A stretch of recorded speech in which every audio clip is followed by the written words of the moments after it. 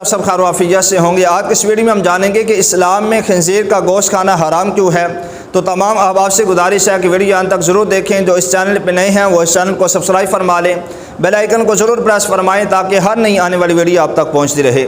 تو اسلام میں خنزیر کا گوشت کھانا حرام کیوں ہے، اس حوالے سے روایت میں ہے کہ حضرت صلاح الدین ایوبی رحمۃ اللہ تعالی علیہ کا زمانہ ہے۔ آپ رحمۃ اللہ تعالی علیہ کے زمانے میں ایک یہودی عورت تھی جو اسلام پر بہت زیادہ ریسرچ کر رہی تھی۔ اسلام کے بارے میں اس نے بہت پڑھا، بہت کچھ سیکھا، لیکن اسے سمجھ نہیں آ رہی تھی کہ اسلام میں خنزیر کا گوشت کھانا حرام کیوں ہے۔ اسلام سے متاثر بھی ہو چکی تھی، لیکن یہی ایک بات اسے روک رہی تھی کہ اسلام میں خنزیر کا گوشت کھانا حرام کیوں ہے۔ صلاح الدین ایوبی رحمۃ اللہ تعالی علیہ کا زمانہ ہے۔ وہ یہودی عورت حضرت صلاح الدین ایوبی رحمۃ اللہ تعالی علیہ کے دربار میں حاضر ہوئی۔ حضرت صلاح الدین ایوبی رحمۃ اللہ تعالی علیہ سے اس نے سوال کیا کہ میں نے اسلام کے بارے میں بہت پڑھا ہے، بہت کچھ سیکھا ہے، اسلام سے متاثر بھی ہو چکی ہوں، لیکن ایک بات مجھے روک رہی ہے اسلام قبول کرنے سے، وہ یہ ہے کہ اسلام میں خنزیر کا گوشت کھانا حرام کیوں ہے۔ حالانکہ میں نے بائبل بھی پڑھی ہے، اس میں بھی خنزیر کا گوشت کھانا منع نہیں لکھا ہوا۔ تو حضرت صلاح الدین ایوبی رحمۃ اللہ تعالی علیہ نے جب یہ یہودی عورت کی بات سنی تو اپنے خادم کو بھیجا، جاؤ جو بائبل کی اصلی کتاب ہے وہ لے کر میرے پاس آؤ۔ خادم وہ کتاب لے کے حضرت صلاح الدین ایوبی کے پاس آتا ہے۔ آپ رحمۃ اللہ تعالی علیہ کتاب کھولتے ہیں اور اس میں سے وہ جگہ نکالتے ہیں جس میں یہ لکھا ہوا تھا کہ اسلام میں خنزیر کا گوشت کھانا حرام ہے۔ جب یہ کتاب اس کے سامنے رکھتے ہیں، جب وہ پڑھتی ہے تو حیران رہ جاتی ہے کہ میرے پاس جو بائبل کتاب ہے اس میں تو لکھا ہوا ہے کہ خنزیر کا گوشت کھانا منع نہیں ہے۔ تو حضرت صلاح الدین ایوبی رحمۃ اللہ تعالی علیہ نے تاریخی جملے کہا کہ اے یہودی عورت، مجھے تمہارے ان لکھاریوں پر ترس آتا ہے کہ جنہوں نے اپنی عیاشیوں کی وجہ سے اس مقدس کتاب کو تبدیل کر دیا ہے۔ فرمایا جو تمہارے پاس کتاب ہے یہ غلط کتاب ہے، یہ اصلی کتاب میرے پاس ہے جس میں تجھے میں دکھا رہا ہوں کہ اسلام کے اندر خنزیر کا گوشت کھانا حرام ہے۔ فرمایا ہے یہی اصل کتاب ہے جس میں لکھا ہوا ہے، اور یہ اللہ تبارک و تعالیٰ کا حکم بھی ہے، اور حضور اکرم صلی اللہ تعالیٰ علیہ وسلم نے بھی فرمایا کہ اسلام میں خنزیر کا گوشت کھانا حرام ہے۔ آپ نے یہ کتاب سے ثابت کیا۔ آپ نے فرمایا کہ یہ تو میں نے کتاب سے ثابت کیا ہے، اب میں تجھے سائنسی طور پر بھی ثابت کر کے دکھاتا ہوں۔ فرمایا کل اس طرح کرنا، تم خنزیر کا گوشت پکا کر میرے پاس لے کے آنا۔ وہ یہودی عورت وہاں سے چلی جاتی ہے، خنزیر کا گوشت پکاتی ہے۔ دوسرے دن حضرت صلاح الدین ایوبی رحمۃ اللہ تعالی علیہ کے دربار میں حاضر ہوتی ہے۔ حضرت صلاح الدین ایوبی رحمۃ اللہ تعالی علیہ کراہت کی نظر سے اس گوشت کو دیکھتے ہیں، پھر اس یہودی عورت سے کہتے ہیں کہ اس گوشت کی ایک بوٹی اٹھاؤ اور اس کے دو حصے کرو۔ جیسے ہی وہ ایک بوٹی کو اٹھاتی ہے، دو حصے کرتی ہے، تو اندر سے وہ کچا ہوتا ہے۔ حضرت صلاح الدین ایوبی رحمۃ اللہ تعالی علیہ اس عورت سے کہتے ہیں کیا تو نے اسے پکایا نہیں تھا؟ اس نے بڑی حیرانگی سے کہا کہ میں نے تو بڑے اچھے طریقے سے پکایا تھا، پکا کر پھر اچھے طریقے سے جب میں نے پکا لیا پھر اس کے بعد آپ کے بارگاہ میں لے کے آئی ہوں۔ تو حضرت صلاح الدین ایوبی رحمۃ اللہ تعالی نے فرمایا کہ یہی وجہ ہے کہ یہ حرام گوشت ہے جس کو جتنا پکایا جا چکا ہے، پکانے کے بعد بھی اندر سے کچا ہے، جس کی وجہ سے یہ بیماریوں کا سبب بنتا ہے۔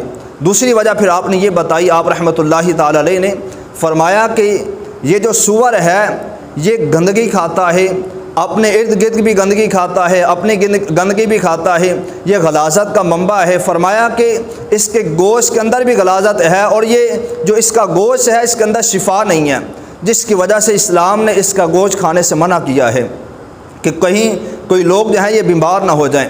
تیسری وجہ جو مین وجہ ہے آپ نے یہ بیان فرمائی، آپ رحمۃ اللہ تعالی علیہ نے فرمایا کہ سور کا گوشت اسلام میں حرام اس لیے ہے کہ یہ سور جب اس کی مادہ کسی دوسرے کے ساتھ، نر کے ساتھ تعلق قائم کرتی ہے تو یہ جو نر ہے یہ فخر محسوس کرتا ہے کہ میری جو زوجہ ہے یہ دوسرے کے ساتھ تعلق قائم کر رہی ہے، یہ فخر محسوس کرتا ہے، خوش ہوتا ہے۔ فرمایا کہ یہ بغیرتی کی علامت ہے، غیرت مند ہونے کی علامت نہیں ہے۔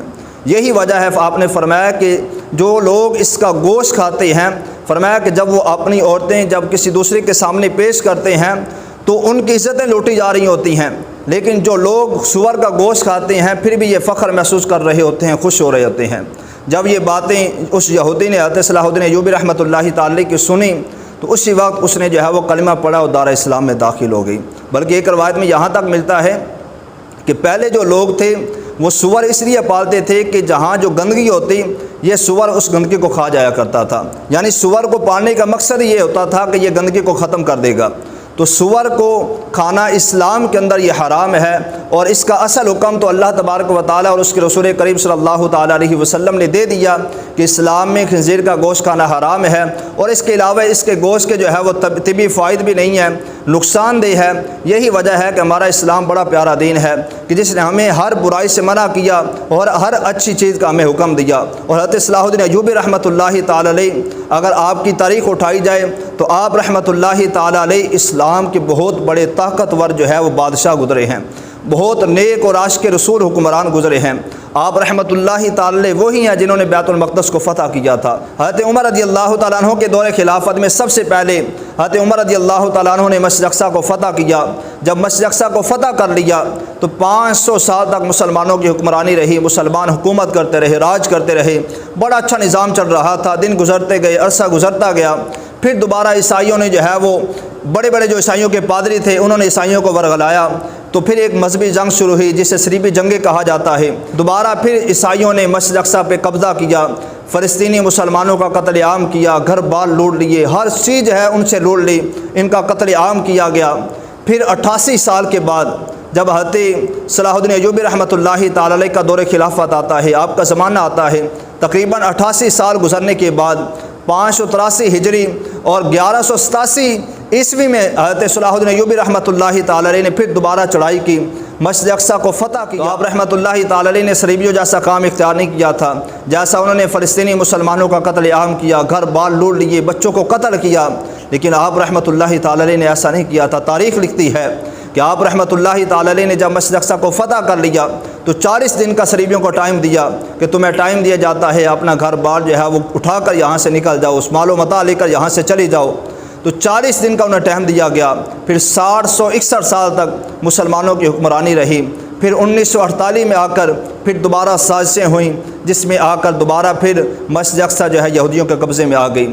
تو مسلمانوں کا دور بڑا اچھا دور رہا ہے، وہ معزز تھے زمانے میں مسلمان ہو کر، ہم خوار ہوئے تاریخ قرآن ہو کر، وہ عاشق رسول تھے، وہ عاشق مصطفیٰ تھے، ان کے دلوں کے اندر عشق مصطفیٰ اجاگر تھا، جس کی وجہ سے جہاں پر بھی وہ قدم رکھتے تھے وہاں پر انہیں فتح یابی حاصل ہوتی تھی، وہ فتح حاصل کر لیتے تھے۔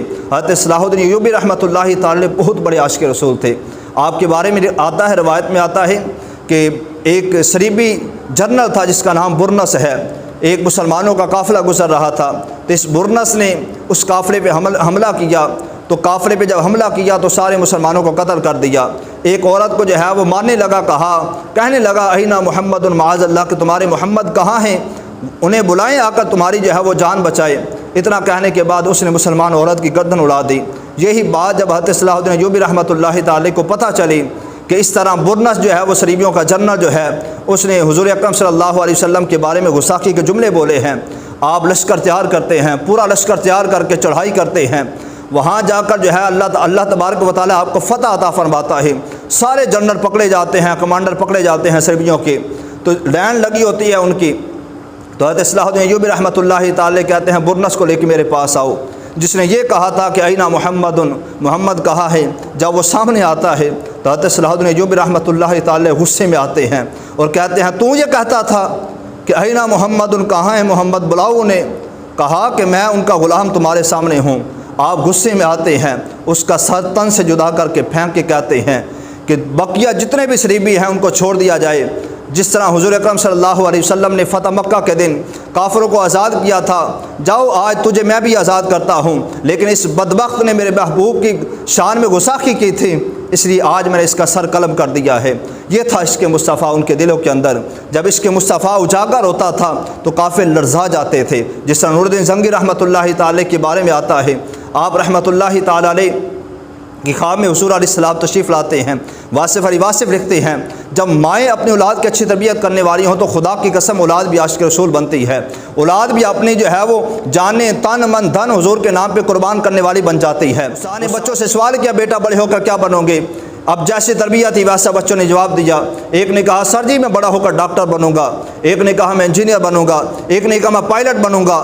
اب جیسے تربیت تھی ویسا بچوں نے جواب دیا۔ ایک بچہ بیٹھا ہے، اس نے ہاتھ کھڑا کیا، کہا سر جی میں بڑا ہو کر नूरुद्दीन ज़ंगी बनूंगा। आप जानते हैं नूरुद्दीन ज़ंगी कौन था? वह जिसकी ख्वाब में हुज़ूर अलैहिस्सलाम तशरीफ़ लाए, कहा ए नूरुद्दीन ज़ंगी, मेरे जिस्म को चुराने के लिए दो कुफ़ार आ रहे हैं, जाओ जाकर उनको वासिल जहन्नम करो। आप मदीना जाते हैं, जाकर उन कुफ़ार कुत्तों को वासिल जहन्नम करते हैं और मदीने की गलियों में चीख चीख कर ये कहते थे कि है नूरुद्दीन ज़ंगी, तेरी ये औकात नहीं थी, हुज़ूर अलैहिस्सलाम ने तुझे इस काम के लिए चुन लिया। उस्ताद ने बच्चे से पूछा, बेटा तुझे कैसे शौक़ पैदा हुआ नूरुद्दीन ज़ंगी बनने का? कहा सर जी, मेरी माँ कहती है अगर तू नूरुद्दीन ज़ंगी बनेगा ना तो हुज़ूर अलैहिस्सलाम तेरी ख्वाब में तशरीफ़ लाएंगे। जब माँ बाप ऐसे तरबियत करने वाले हों तो औलाद आशिक़ रसूल बनती है। रवायत में उस्ताद क्लास में बच्चों को पढ़ा रहा है, उसने सवाल किया, बेटा बड़े होकर क्या बनोगे? जैसे तरबियत थी वैसा बच्चों ने जवाब दिया, किसी ने डॉक्टर, किसी ने कुछ कहा, किसी ने कुछ कहा। अब एक बच्चा बैठा है, उसने कहा सर जी मैं बड़ा होकर साहबी रसूल बनूंगा। उस्ताद बड़ा हैरान हुआ कि साहबी तो वो बन सकता है जिसने हुज़ूर अलैहिस्सलाम के ईमान की हालत में देखा हो और ईमान की हालत में दुनिया से इंतकाल किया हो। उस्ताद ने बच्चे से पूछा, बेटा तुझे साहबी रसूल बनने का शौक़ कैसे पैदा हुआ?